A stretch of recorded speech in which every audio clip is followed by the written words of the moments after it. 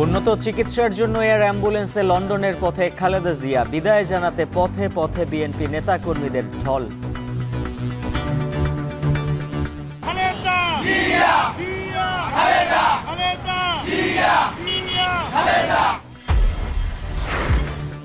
পণ্য ও সেবায় ভ্যাট বাড়লে জীবনযাত্রায় ব্যয়ে চাপ বাড়ার শঙ্কা। ভ্যাটে নয়, বিত্তবানদের আয়কর বাড়ানোর দাবি ক্যাবের।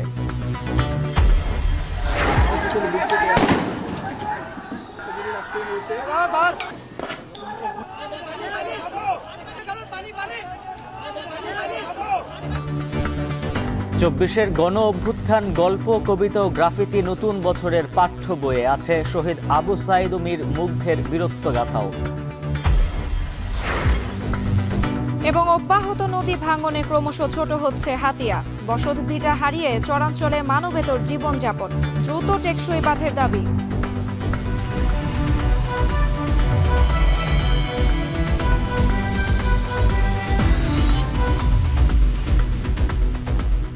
স্বাগত এখন বাজারে। পুরো আয়োজন জুড়ে সঙ্গে আছি আমরা দুজন, আমি সুমাইয়া রাত্রি এবং আমি উজ্জ্বল হাফিজ। উন্নত চিকিৎসার জন্য দেশ ছাড়লেন বিএনপি চেয়ারপারসন বেগম খালেদা জিয়া। কাতারের আমিরের পাঠানো এয়ার অ্যাম্বুলেন্সে করে হজরত শাহজালাল আন্তর্জাতিক বিমানবন্দর থেকে মঙ্গলবার রাত 11:15টায় লন্ডনের উদ্দেশ্যে রওনা হন তিনি। এর আগে গুলশানের বাসা থেকে বিমানবন্দর পর্যন্ত সড়কে প্রিয় নেত্রীকে বিদায় জানাতে ঢল নামে নেতাকর্মীদের। লন্ডনে হিথ্রো বিমানবন্দরে খালেদা জিয়াকে স্বাগত জানাবেন ছেলে তারেক রহমান। বিমানবন্দর থেকেই লন্ডন ক্লিনিকে ভর্তি হবার কথা রয়েছে বিএনপি চেয়ারপারসনের। আরও জানাচ্ছেন সিফাত শাহরিয়ার। উদ্বেগ, উৎকণ্ঠা, জেগে ওঠা সব প্রশ্ন পেছনে ফেলে রওনা হলেন খালেদা জিয়া। বিএনপি চেয়ারপারসনের এই সফর প্রত্যাশিত ত্যাগের।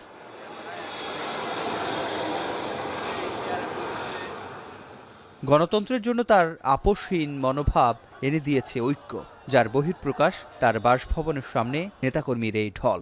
বরাবরের মতো এবারও তার পাশে পুত্রবধূ, প্রয়াত ছেলে, কোকোর স্ত্রী। বাসভবন ফিরোজা থেকে রাত 8:15টায় তার গাড়িবহর যাত্রা শুরু করে। সেনাবাহিনী, পুলিশ, চেয়ারপারসন, সিকিউরিটি ফোর্স সহ আইনশৃঙ্খলা বাহিনীর কড়া নিরাপত্তায় বহর ধীরে এগিয়ে যায় সামনে। সড়কের দুই পাশের হাজার হাজার অপেক্ষমান নেতাকর্মীদের যেন এক অনন্য উপলক্ষ। এক নজর দেখার অপেক্ষার অবসান হয় অনেকের। জাতীয় পতাকা, দলীয় পতাকা উড়িয়ে স্লোগান আর মিছিলে উচ্ছ্বাস ঠেলেছেন সড়ক জুড়ে। 8:15টার যাত্রা করা বহর গুলশান 2 গোলচত্বর, বনানী, কাকুলি গোলচত্বর, খিলক্ষেত পার হয়ে শাহজালাল আন্তর্জাতিক বিমানবন্দর পৌঁছায় রাত 11:15টায়। ইমিগ্রেশন শেষ করে ঢাকা ছাড়েন মঙ্গলবার রাত 11:46। এর আগে মঙ্গলবার দুপুর থেকে বিএনপি ও এর অঙ্গ সংগঠনের নেতাকর্মীরা জড়ো হতে থাকে গুলশানে চেয়ারপারসনের বাসভবনের সামনে। দাবি করেন শুধুমাত্র রাজনৈতিক প্রতিহিংসার কারণে এত বছর আটকে ছিল তার বিদেশ যাত্রা। চিকিৎসার জন্য ওই স্বৈরাচারী সরকারকে এতভাবে মিনিত করেছিলাম আমরা, আপামর জনতা, কোনোভাবেই তারা কর্ণপাত করেনি। শুধুমাত্র রাজনৈতিক প্রতিহিংসার কারণে এবং জিয়া পরিবারকে ধ্বংস করার যে অভিপ্রায় নিয়ে পতিত স্বৈরাচাররা যে প্ল্যান করেছিল, তার সেই সফল বাস্তবায়ন করার জন্যই ওনাকে চিকিৎসায় যেতে দেওয়া হয়নি। সুস্থ হয়ে উনি আবার দেশে ফিরে আসবেন, এই 20 কোটি মানুষকে নেতৃত্ব দিবেন। বুধবার সকাল 10টায় লন্ডনে পৌঁছানোর কথা রয়েছে খালেদা জিয়াকে বহনকারী বিমানের।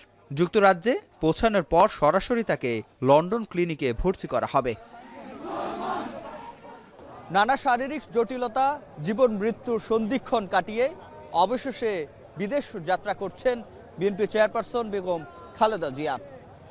দীর্ঘ অর্ধযুগেরও বেশি সময় পর দেখা হবে বড় ছেলে বিএনপির ভারপ্রাপ্ত চেয়ারম্যান তারেক রহমানের সাথে।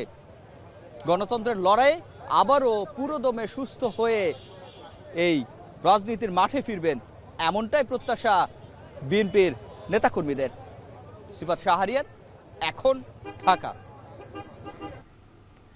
লন্ডন যাত্রার আগে গুলশান থেকে বিমানবন্দর পর্যন্ত হাজারো নেতা কর্মীর ভালোবাসায় সিক্ত হয়েছেন সাবেক প্রধানমন্ত্রী ও বিএনপি নেত্রী বেগম খালেদা জিয়া। তার বহরে মোটরসাইকেল কিংবা ব্যক্তিগত গাড়ি তো ছিলই, নেতাকর্মীরা এক ধরনের মানব ঢাল তৈরি করে তাকে পৌঁছে দেন বিমানবন্দরে। মঙ্গলবার রাত 11টার পরে যখন বিএনপি নেত্রী বিমানবন্দরে ঢোকেন তখন সড়ক ছেড়ে দেন নেতাকর্মীরা।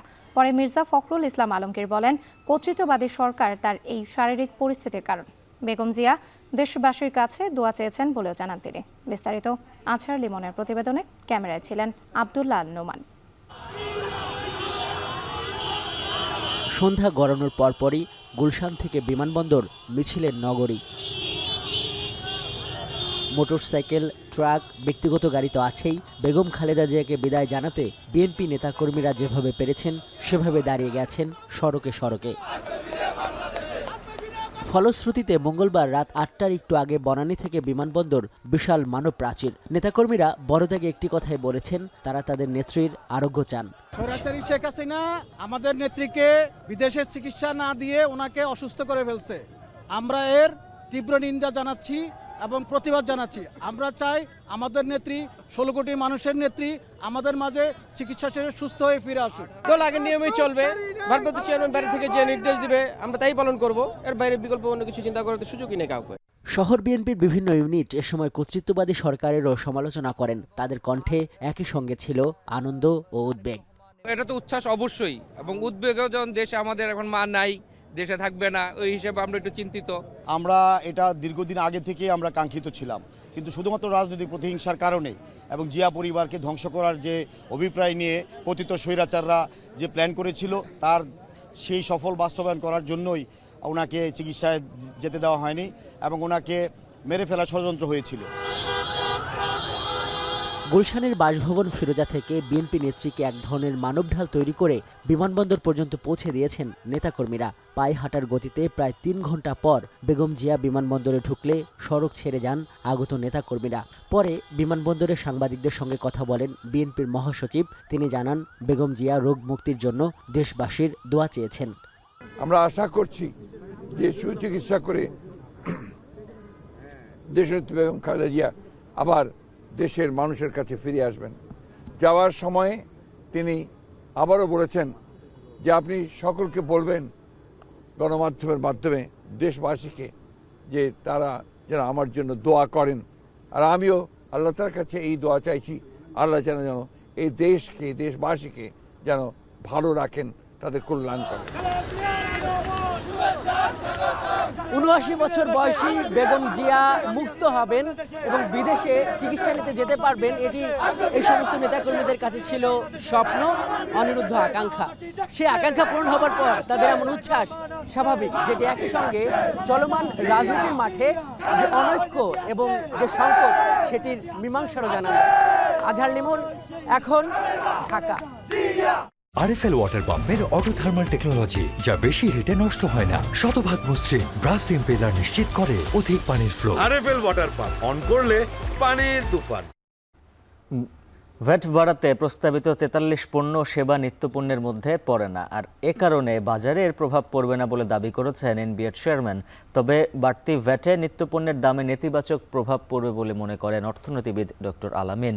আর ক্যাব বলছে, প্রস্তাবিত পণ্যগুলো নিত্যপণ্য না হলেও জনজীবনে অত্যাবশ্যকীয় হওয়ায় জীবনযাত্রায় ব্যয় বাড়াবে, যার প্রভাব পড়বে নিত্যপণ্যের দামেও। তাই ভ্যাটে নজর না দিয়ে বিত্তবানদের আয়কর বাড়ানোর দাবি ক্যাবের। আরও জানাচ্ছেন মাজার মাহবুব। অর্থ বছরের মাঝামাঝি এসে 43 পণ্য ও সেবায় বিদ্যমান 5 থেকে 10% ভ্যাট বাড়িয়ে 15% করার প্রস্তাব দিয়েছে এনবিআর। বাস্তবায়নে অপেক্ষা রাষ্ট্রপতির অধ্যাদেশের। এনবিআরের প্রস্তাবনায় আবাসিক, হোটেল, রেস্তোরাঁ ছাড়াও পোশাক, ওষুধ, বিস্কুট, আচার সহ বিভিন্ন পণ্যে ভ্যাট বাড়বে। এছাড়া সাবান, ডিটারজেন্ট, পেইন্ট, সুপারি ও আরও 7টি পণ্যের আমদানিতে সম্পূরক শুল্ক বাড়তে পারে। বাড়তি ভ্যাটে নিত্যপণ্যের দামে প্রভাব পড়বে না অর্থ উপদেষ্টার এমন মন্তব্যে সুর মিলিয়ে এনবিআর চেয়ারম্যানের দাবি, প্রস্তাবিত সবকিছুই নিত্যপণ্যের বাইরে। তবে ব্যাংকিং খাতে ধস ও কর্পোরেট ট্যাক্স ফাঁকির চাপেই এমন সিদ্ধান্ত বলে ইঙ্গিত দেন তিনি। বেশ কিছু ব্যাংক নন পারফর্মিং হয়ে গেছে, তাদের থেকে আমরা কোনো ট্যাক্স পাচ্ছি না। এমনকি আরও অনেক ইস্যুজ আছে, বড় বড় অনেকগুলো ব্যবসা প্রতিষ্ঠানের তাদের কাছে আমরা পাচ্ছি না। তারপর যেটা বললাম যে ব্যাপক হারে আমরা ছাড় দিয়েছি, অথচ আমাদের তো রেভিনিউ যদি জেনারেট করতে না পারি আমাদের ঋণের বোঝা আরও বাড়বে। এরপরে যেগুলো হচ্ছে যেগুলো নিত্য প্রয়োজনীয় জন্য না, সাধারণ মানুষের রেগুলার ব্যবহারের জন্য, বাট অসংখ্য পণ্য আছে যেগুলোতে আমাদের ডিউটি স্ট্রাকচারটা একটু আমরা রেশনালাইজ করার চেষ্টা করেছি। ব্যবসায়ীদের অধিক মুনাফার সঙ্গে বাড়তি ভ্যাট শুধু জনগণের উপরই চাপছে কিনা এমন প্রশ্নে একই সুরে কথা বললেন ব্যবসায়ীদের সংগঠন FBCCI এর প্রশাসকও। দাম বাড়লে সেল একটু কম হয়, এটা একটু মানে নর্মাল প্রক্রিয়া। তবে ওভারঅল মার্কেটে যেটা হবে যেহেতু কিছু পণ্যের ট্যাক্স কমে গেছে, সেই ট্যাক্স কমার কারণে ওভারঅল এখানে যেটা আবার বৃদ্ধি পাবে, ফলে ওভারঅল মার্কেটে বড় ধরনের কোনো ইফেক্ট হবে বলে আমার মনে হয় না। NBR এর সাবেক সদস্য বলছেন ব্যবসায়ীদের লভ্যাংশে হাত দিতে না পারায় ভ্যাটের বোঝা বহন করতে হচ্ছে ভোক্তাকেই। তেল, চিনি, চাল এগুলোর দাম তো আমরা কমাইছি, ডিউটি মাফ করছি, তো মানুষকে এই কটা জিনিসই ব্যবহার করে। সে কি জামা কাপড় কেনে না, সে কি মোবাইল ব্যবহার করে না? মুনাফাটা কমিয়ে কিছুটা আপনারাও দায়িত্ব নেন, সেটা রিকোয়েস্ট করতে পারেন। কিন্তু পণ্যমূল্য, আপনার পণ্যমূল্য কত হবে এটা আপনার অগ্রাধিকার। বাড়তি ভ্যাটে নিত্যপণ্যের দামে নেতিবাচক প্রভাব পড়বে বলে মনে করেন অর্থনীতিবিদ ডক্টর আলামিন। তবে নিরুপায় হয়েই মূল্য সংযোজন কর বাড়ানোর সিদ্ধান্ত নিতে হচ্ছে বলে মনে করেন তিনি। সেই ক্ষেত্রে কর হারটা কম থাকলে ব্যবসায়ীরা যেমন লাভবান হয়ে সরকারকে দিতে পারে, সেক্ষেত্রে বিক্রির স্কেলও বাড়ে। আবার যদি কর হারটা বেশি থাকে, পণ্যের দামটা বেড়ে যাওয়ার কারণে মানুষের সক্ষমতা যদি সেই হারে না বাড়ে, তাহলে কিন্তু এটা একটা প্রভাব থাকতেই পারে। গভর্নমেন্টের ইন্টেনশন ভেরি গুড, যেহেতু দে হ্যাভ নো অপশন, এই বাধ্য হয়ে তারা এই কাজটা করছে। NBR এর প্রস্তাবিত পণ্যগুলো নিত্যপণ্য না হলেও মানুষের জীবনে অত্যাবশ্যকীয় হওয়ায় এসব পণ্যের দাম বাড়বে বলে জীবনযাত্রার ব্যয় বাড়বে সীমিত আয়ের মানুষের, যার প্রভাব পড়বে নিত্যপণ্যের ওপরেও। তাই ভ্যাটে নজর না দিয়ে বিত্তবানদের আয়কর বাড়ানোর দাবি ক্যাবের। মাননীয় অর্থ উপদেষ্টা যদিও বলছেন যে এটা নিত্য প্রয়োজনীয় ভোগ্য পণ্য নয়, কিন্তু তারপরেও এটা অত্যাবশ্যকীয় পণ্য যেগুলো আমাদের জীবন জীবিকাকে অনেকভাবে প্রভাবিত করে। তো তার যখন খরচ বাড়বে, অটোমেটিক্যালি তাকে কোনো না কোনো জায়গায় কাটছাট করে এই কাজগুলি করতে হবে। এটার চেয়ে যেটা দরকার ছিল আসলে ভ্যাট আদায়ের যে প্রক্রিয়া, এটা স্বচ্ছতা নিশ্চিত করা। চলতি করবর্ষের প্রথম 5 মাসে NBR এর ঘাটতি 42,000 কোটি টাকা। এরই মধ্যে বাংলাদেশ সফরে 12,000 কোটি টাকা অতিরিক্ত রাজস্ব আহরণের পরামর্শ দিয়েছে IMF।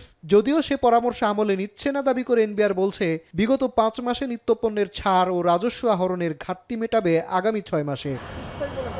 মাজহার মাহবুব, এখন, ঢাকা। ইতিহাসের ধারাবাহিকতা রক্ষা করে 24-এর গণ অভ্যুত্থান গল্প, কবিতা সংকলন এবং ছবি ও গ্রাফিতির মাধ্যমে স্থান পেয়েছে 2025 সালের শিক্ষাবর্ষের পাঠ্য বইয়ে। থাকছে শহীদ আবু সাইদ, মীর মুগ্ধের বীরত্বগাথাও। 2014, 18 ও 2024 সালে আওয়ামী লীগের প্রহসনের নির্বাচন, গুম, খুন, হত্যাসহ বিরোধী মতের উপর দমন পীড়ন যেমন তুলে ধরা হয়েছে, তেমনি জুলাই গণ অভ্যুত্থানে জনরোষ থেকে বাঁচতে শেখ হাসিনার ভারতে পালিয়ে যাওয়ার কথাও স্থান পেয়েছে পাঠ্য বইয়ে। আরও জানাচ্ছেন ফরহাদ বিন নূর। স্বৈরাচারের বিরুদ্ধে এই যে আবু সাইদ পুলিশের গুলির সামনে বুক চিতিয়ে দাঁড়িয়ে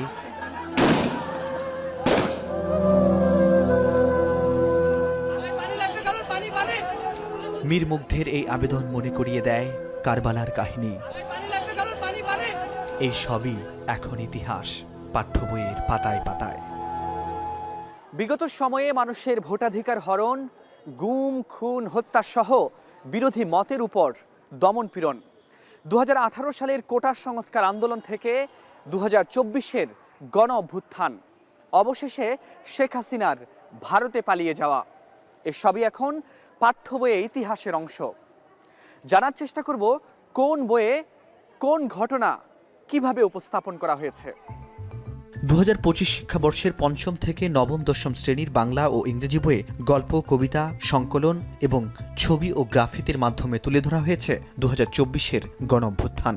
5ম শ্রেণীর বাংলা বইয়ে আমরা তোমাদের ভুলব না শীর্ষক পাঠ্যে শহীদ তিতুমির, প্রীতিলতা, 52 রফিক, সালাম, বরকত জব্বার, 1987-র শহীদ নূর হোসেন, 90-এর ডাক্তার মিলন ও জেহাদ।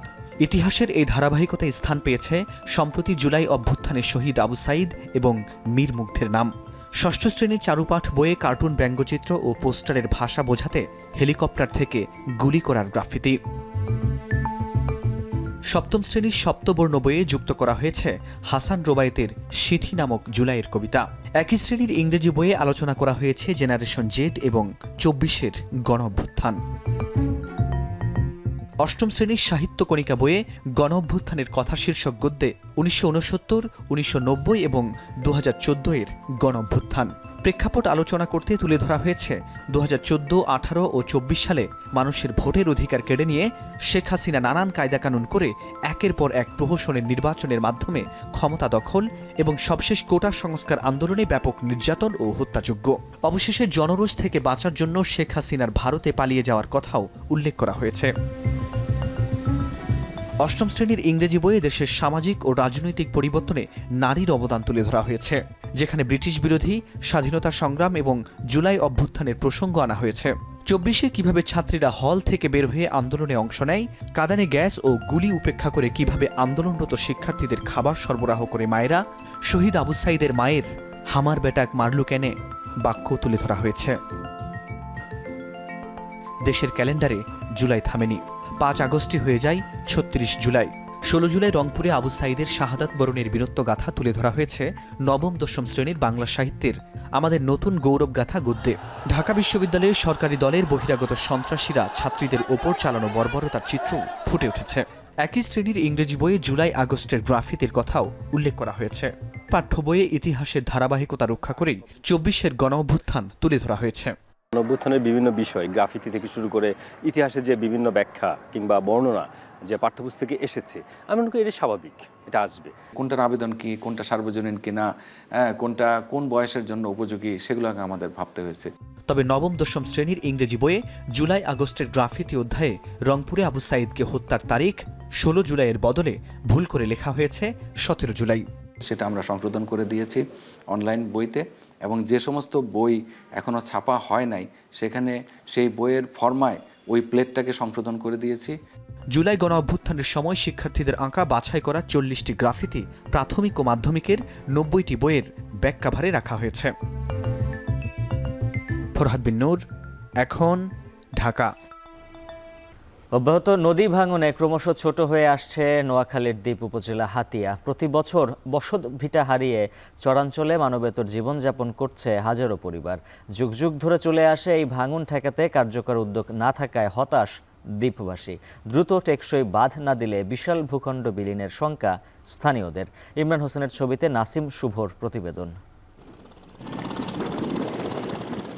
বঙ্গোপসাগরের কোল ঘেঁষা মেঘনার বুকে জেগে ওঠা বিচ্ছিন্ন দ্বীপ উপজেলা হাতিয়া। প্রায় ৩০০ বছর বয়সী এই দ্বীপে ৮ লাখের বেশি মানুষের বসবাস।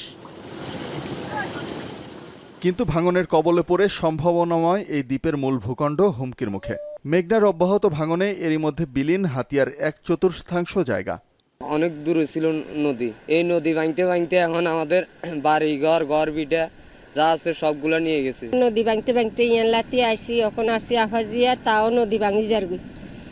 আমরা কই যামু, কই থাকুম, আঙ্গো তার এই কোনো ব্যবস্থা নেই। আমাদের এখানে যদি ব্লক হয় তাহলে এটা স্থায়ী সমাধান হয়। ৭.৫ লক্ষ মানুষের এটাই একটা চাওয়া।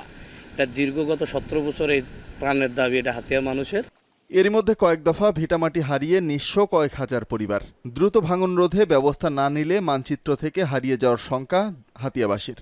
ব্লক নির্মাণের জন্য এটার কার্যকরী এইভাবে যেন এটা বাস্তবায়ন যেন হয়। আগামী দিনের ভবিষ্যৎগুলা যে এইভাবে যে নষ্ট হয়ে যাচ্ছে সেটা কেউ দেখতেছে না আর কি। একসময় শুধু বর্ষায় ভাঙলেও এখন বছর জুড়েই চলে এই নদী ভাঙন। বছরের পর বছর চলা ভাঙনে বিলীন হচ্ছে হাতিয়ার চান্দনী, নলচিরা, চরকিং ও চরঈশ্বর ইউনিয়নের হাজারো পরিবার। এখনও কার্যকরী কোনো উদ্যোগ না নেয়ায় হতাশ দ্বীপবাসী। সরকার যদি আমাদের যদি ব্লক টলক হালা তাহলে আমরা নিরাপত্তায় থাকতে নদী সেরা আঙ্গ কোনো ফেলে। জি ব্যাগগুলো এখানে ফালাইতেছে, টিকতেছে না। বোটের সাথে বিভিন্ন ঘূর্ণিঝড় আসলে জি ব্যাগগুলো জোয়ারের সাথে নিয়ে যায়। এমন অবস্থায় হাতিয়ার ভাঙন রোধে সরকার নতুন করে ২,০০০ কোটি টাকার প্রকল্প হাতে নিয়েছে বলে জানায় স্থানীয় প্রশাসন। ব্লক প্রজেক্ট এবং স্থায়ী এম্বাঙ্কমেন্টের মাধ্যমে ২,০০০ কোটি টাকার একটি প্রকল্প ডিপিপিতে চূড়ান্ত পর্যায়ে রয়েছে। তার এস্টিমেট পাঠাবে ঢাকায়, সেখান থেকে পাশ হলেই, অনুমোদিত হলেই সেটির কাজ শীঘ্রই শুরু হবে বলে আমরা আশা করছি। স্থানীয়রা জানায় ৬০-এর দশক থেকে হাতিয়ার নদী ভাঙন সমস্যা তীব্র হতে থাকে। প্রতি বছর ভাঙনের কবলে এই জনপদের অন্তত ১০০ কোটি টাকার ক্ষতি হচ্ছে। এখন নোয়াখালী। শীতের তীব্রতা বাড়ায় বিপাকে পড়েছেন মেহেরপুরের কৃষকরা। আর কয়েকদিনের মধ্যেই শুরু হবে বোরো ধান লাগানোর মৌসুম। তবে তাপমাত্রা নিম্নমুখী হয়, পাশাপাশি ঘন কুয়াশার কারণে মাঠে কাজ করতে বেগ পেতে হচ্ছে তাদের। এমনকি তৈরি হয়েছে শ্রমিক সংকট। এ নিয়ে বিস্তারিত জানাতে মেহেরপুরের যাদবপুর থেকে যুক্ত হয়েছেন মুজাহিদ আল মুন্না। মুন্না, মেহেরপুরের শীতের তীব্রতা কেমন? একই সঙ্গে শীতে কৃষি কাজ কী ধরনের সংকট রয়েছে জানাবেন। রাত্রি আপনাকে আমি জানিয়ে রাখি, মেহেরপুর হচ্ছে শীতের জেলা। গত ডিসেম্বর থেকেই কিন্তু এই অঞ্চলে শীতের দাপট চলছে এবং বেশ কয়েকটা মৃদু শৈত্যপ্রবাহও কিন্তু মেহেরপুরের উপর দিয়ে চলে গেছে। যদিও গত কয়েকদিন থেকে শৈত্যপ্রবাহ কেটে গেছে। আমি যদি আজকের কথা বলি, আজ সকাল 6টায় মেহেরপুর চুয়াডাঙ্গা এই অঞ্চলে 14.5 ডিগ্রি সেলসিয়াস তাপমাত্রা রেকর্ড করা হয়েছে, যা গত কয়েকদিনের চাইতে কিছুটা বেড়েছে। তবে শীতের তীব্রতা কিন্তু একটু কমেনি, যার ফলে সবচাইতে বেশি বিপাকে পড়েছে যারা মাঠের শ্রমিক, বিশেষ করে যারা মাঠে কাজ করে, আবাদ করে। এরা কিন্তু এক ধরনের সংকটের মধ্যে পড়ে গেছে। কারণ সকালবেলায় একদিকে যেমন কুয়াশার তীব্রতা, অন্যদিকে শীতের কারণে তারা কিন্তু ঠিক মতো কাজ করতে পারছে না। আবার যারা বোরো চাষি তারা কিন্তু বেশ চিন্তায় পড়ে গেছে, কারণ আর কয়েকদিনের মধ্যেই কিন্তু বোরো ধান লাগানোর মৌসুম শুরু হবে। ইতিমধ্যে বীজতলা কিন্তু তৈরি হয়ে গেছে। বীজতলা নিয়েও কিন্তু এক ধরনের সংকট ছিল চাষিদের মধ্যে, কারণ অতিরিক্ত শীত এবং ঘন কুয়াশার কারণে অনেক সময় বীজতলা নষ্ট হয়ে যায়।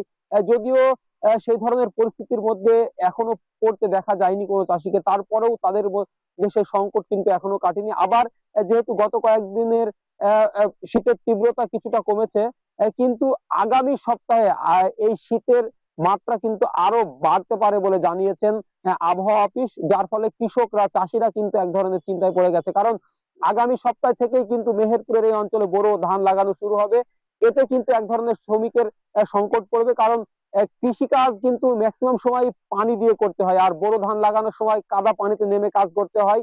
তাই শীতে কিন্তু অনেকেই কাজ করতে চায় না, যার ফলে শ্রমিকের কিন্তু এক ধরনের সংকট থাকবেই এই মাসের শেষ নাগাদ পর্যন্ত। এর বাইরে আমি যদি আপনাকে জানিয়ে রাখি, শীতকালীন যেসব সবজি মেহেরপুরের বিভিন্ন মাঠে রয়েছে, সেগুলো পরিচর্যা করার জন্যও কিন্তু এক ধরনের শ্রমিকের সংকট দেখা যাচ্ছে। রাত্রি, এই ছিল আমার কাছে মেহেরপুরের শীত পরিস্থিতি ও মাঠের সর্বশেষ পরিস্থিতি।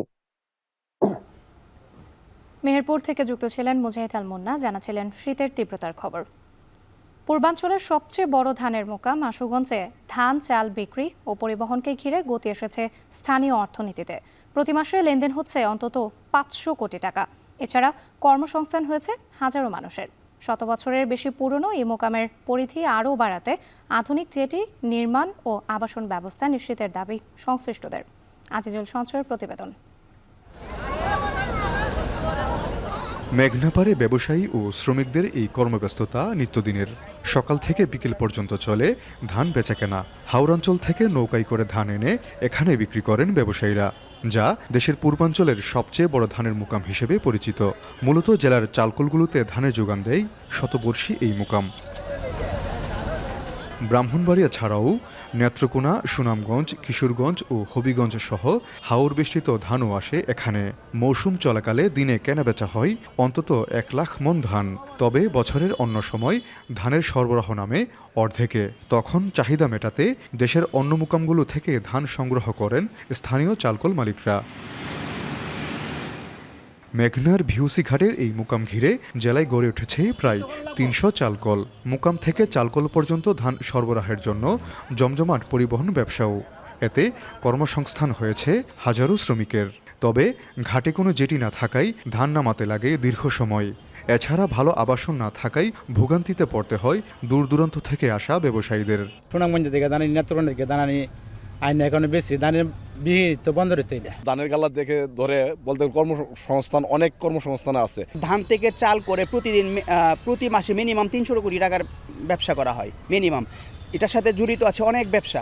নৌকা নিয়ে অনেক লিখছে, তাহলে লাগে তা কোনো ব্যবস্থা হয়। এখন সরকার বাবা একটু আমাদের করতো, সহযোগিতা করতো, তাহলে একটু ভালো হতো।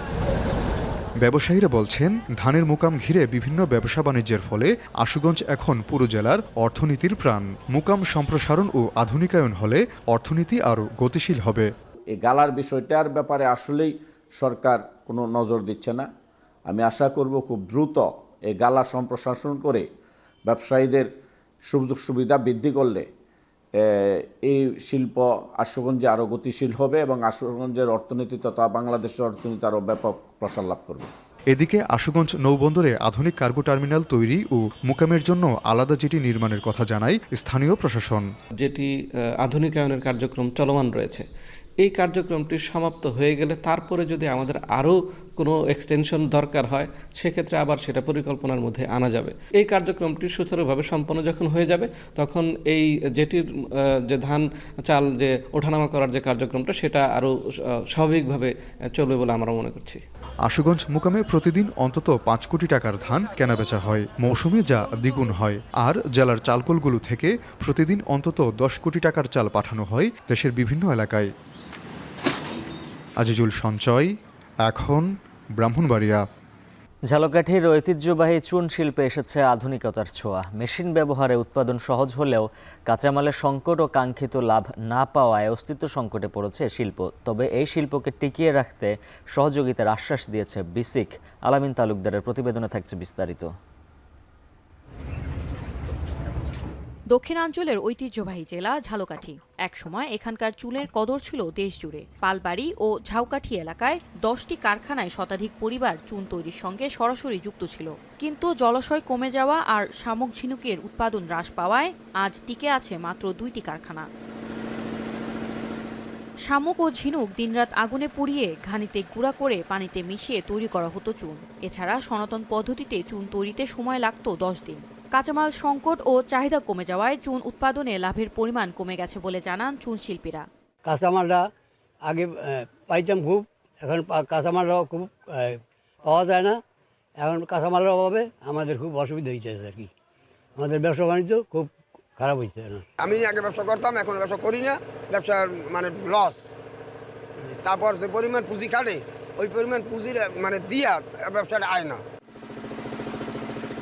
এখন বিদ্যুৎ চালিত মেশিনে দ্রুত গতিতে চুন তৈরির কাজ হচ্ছে। এই শিল্পে কর্মসংস্থান হয়েছে অনেকের। তবে উৎপাদন খরচ বেড়ে যাওয়ায় নতুন সংকটের মুখে পড়েছেন কারিগররা। মেশিন আনার পরে কোনো লাভ নেই, কারণ তেলের দাম বাড়ে, কারেন্টের দাম বাড়ে, মানুষের বেতন বাড়ে, কিন্তু চুনের দাম তো বাড়তে আসে না। গ্রাম থেকে শামুক টামুক আইন নিয়ে তারপর ফ্যাক্টরিতে পোড়াইতে, তখন যে লাভ ছিল আর এখন মেশিনে ঘোরার পরেও ওই লাভটা হয় না। অনেক লেবাররাই কাজ করে, জায়গা অনেক আছে, প্রায় 20-25 জন তো আছে। অন্যান্য ক্ষুদ্র শিল্প প্রতিষ্ঠানের মতো চুন শিল্পের সাথে জড়িত কারিগরদের আর্থিক ও কারিগরি সহায়তার আশ্বাস দিয়েছেন স্থানীয় বিসিক কর্মকর্তা। মানুষের একটা নিডস থেকেই তারা তৈরি করে, ডিমান্ড আছে মার্কেটে, এই জন্যই তারা তৈরি করছে।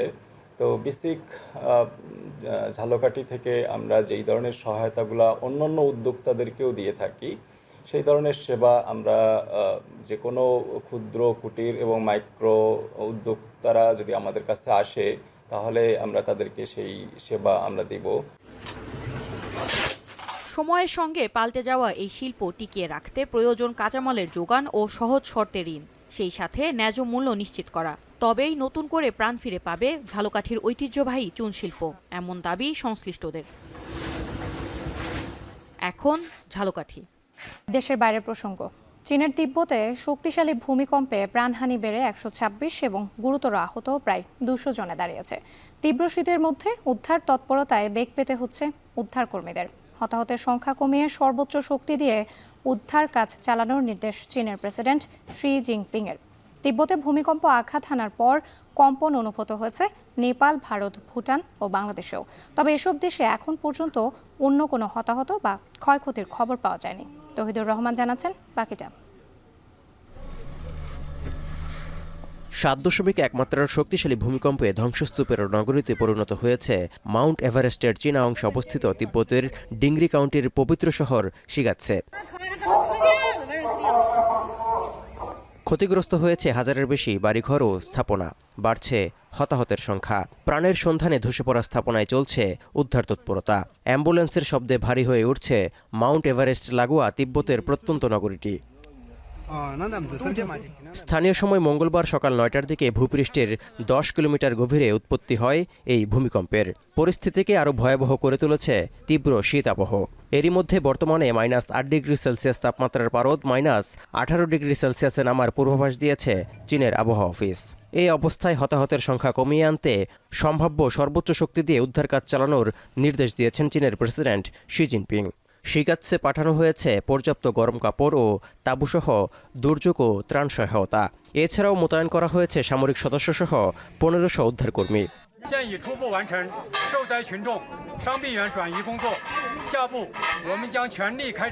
চীনের রাষ্ট্রীয় গণমাধ্যমের তথ্য বলছে, তিব্বতের শিগাৎসের 200 কিলোমিটার এলাকায় গেল 5 বছরে 29 বার ভূমিকম্প হয়েছে।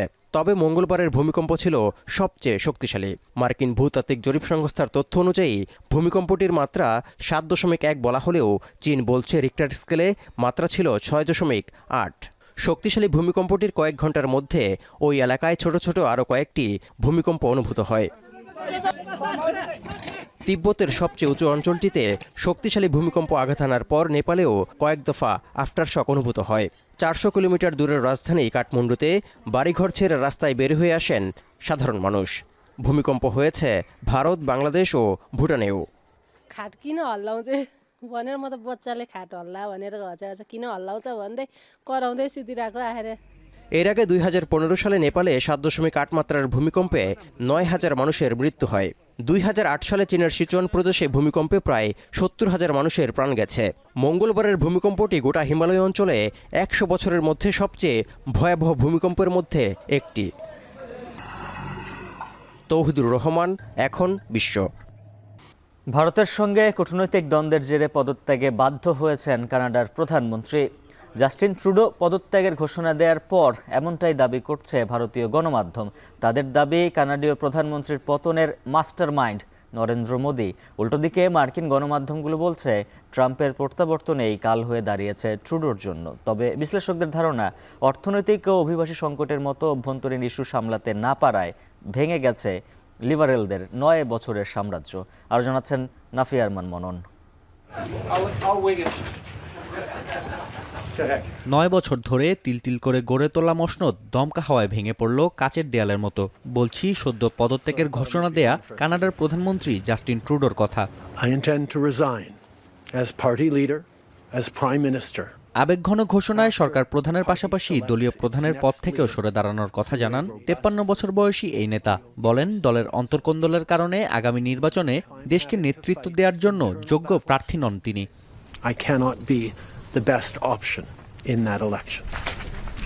পদত্যাগের কারণ পরিষ্কার করলেও ট্রুডো অধ্যায় সমাপ্তির বিষয়ে বিভ্রান্তিকর তথ্য দিচ্ছে ভারতীয় গণমাধ্যম। এনডিটিভি, দ্য ইকোনমিক টাইমস ও টাইমস অফ ইন্ডিয়ার মতো গণমাধ্যমগুলোর প্রতিবেদনে মাস্টারমাইন্ড হিসেবে নরেন্দ্র মোদীর কারিশমার কথা তুলে ধরা হচ্ছে।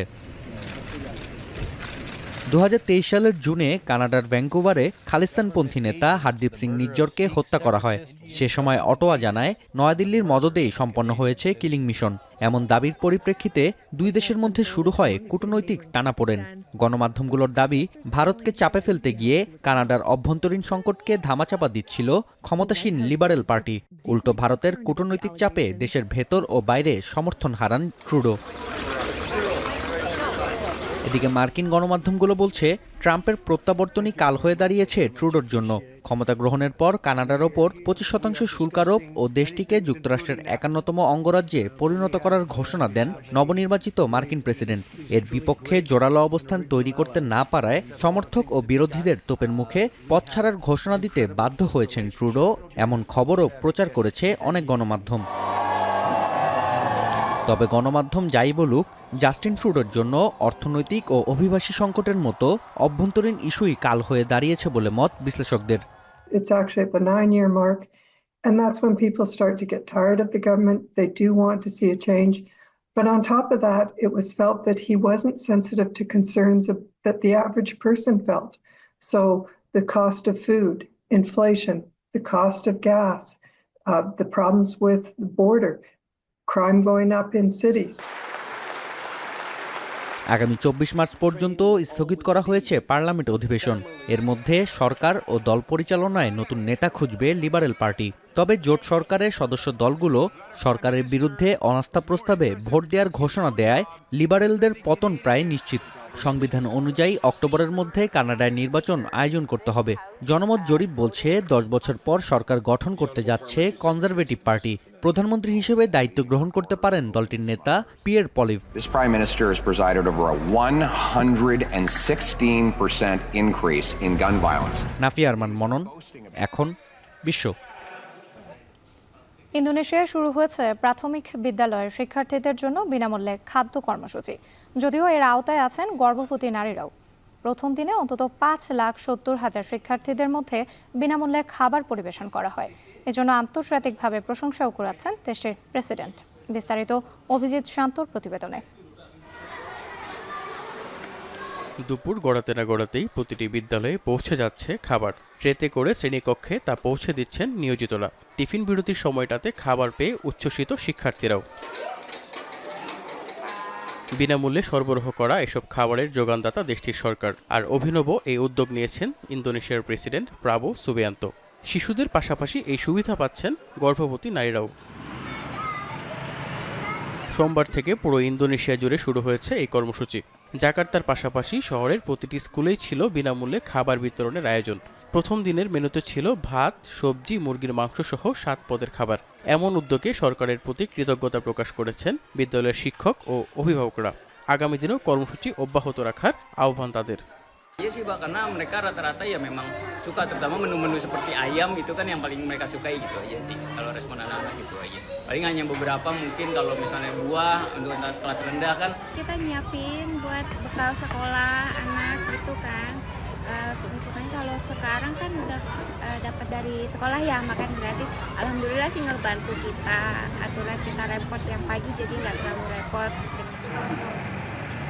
ইন্দোনেশিয়ার 20টি প্রদেশের 190টি রান্নাঘরে প্রস্তুত করা হচ্ছে এসব খাবার। বিশেষ এই প্রকল্পে আগামী 5 বছরে ব্যয় করতে হবে 280 কোটি মার্কিন ডলার।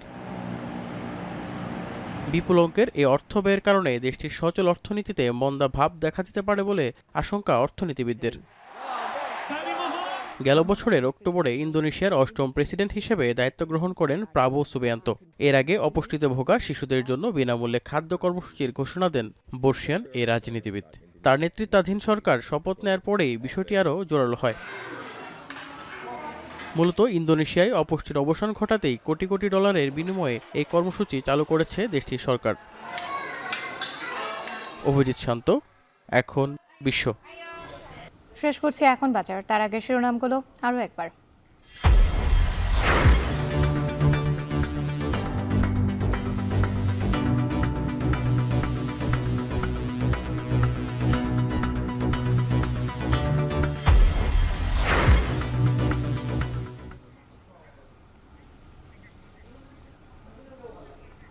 আর এই ছিল এখন বাজারের আয়োজন। এখন টেলিভিশন ওয়েবসাইটে দেখতে ভিজিট করুন এখন.tv। এছাড়া ফেসবুকে দেখতে ভিজিট করুন facebook.com/tv.এখন এবং ইউটিউবে এখন টেলিভিশন দেখতে ভিজিট করুন youtube.com/c/echontv।